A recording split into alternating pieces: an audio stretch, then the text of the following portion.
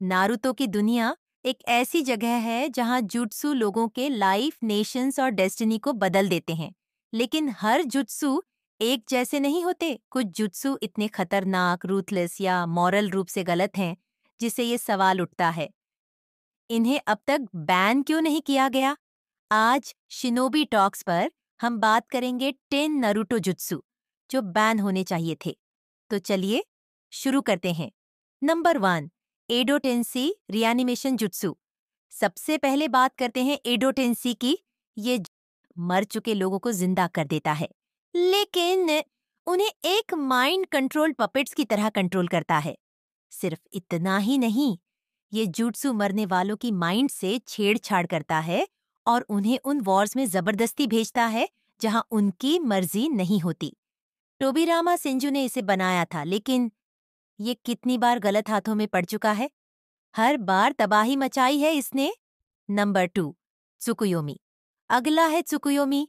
ये genjutsu victim को एक ऐसी नाइटमेरिश इल्यूजन में फंसा देता है जहां कुछ सेकंड्स इटर्निटी की तरह लगते हैं। इटाची उचिहा के इस जुत्सु से विक्टिम मानसिक रूप से पूरी तरह टूट जाता है। सोचिए, किसी का दिमाग इतना बिखर जाए कि वह फाइट तो क्या खुद से भी हार जाए। क्या ये सबसे खतरनाक साइकोलॉजिकल हथियार नहीं है? Number 3, cursed seal of haven. अब बात करते हैं ओरोचिमारू के कर्स्ड सील ऑफ हेवन की। ये यूजर को जबरदस्त पावर तो देता है, लेकिन उसकी अपनी फ्री विल छीन लेता है। सोचिए, अपनी मर्जी के बिना किसी और के इशारे पर चलना पड़े, और ये माइंड और बॉडी दोनों को बर्बाद कर सकता है। Number 4, 8 gates release formation. ये हीरोइक हो सकता है, लेकिन इसकी कीमत क्या है? ये यूजर को सुपर ह्यूमन स्ट्रेंथ और स्पीड तो देता है, लेकिन बदले में उसकी जान भी ले लेता है। ये अल्टीमेट डेडिकेशन का सिंबल है, लेकिन इसकी सेल्फ सैक्रिफाइस की कंडीशन, क्या ये किसी के लिए सही ऑप्शन हो सकता है? सोचिए। Number 5, creation rebirth ninjutsu of immortality. Tsunade का क्रिएशन रीबर्थ जुत्सु सुनने में बहुत शानदार लगता है। एक्सेलरेटेड सेल रीजनरेशन, वाह!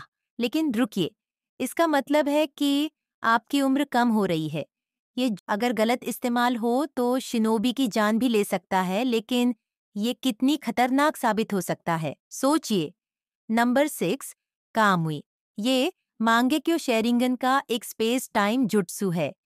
यूजर को अपने या दूसरों के बॉडी को दूसरे डायमेंशंस में भेजने की पावर देता है। पर सोचिए, इसे रोकना लगभग इम्पॉसिबल है। अगर ये गलत हाथों में पड़ जाए तो बिना ट्रेस हुए असैसिनेशन हो सकती है, किडनैपिंग हो सकती है।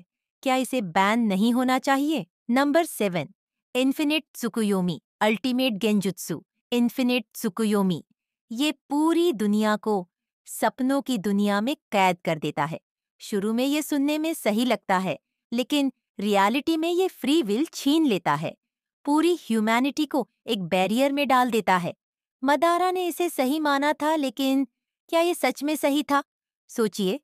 Number 8, dead demon consuming seal.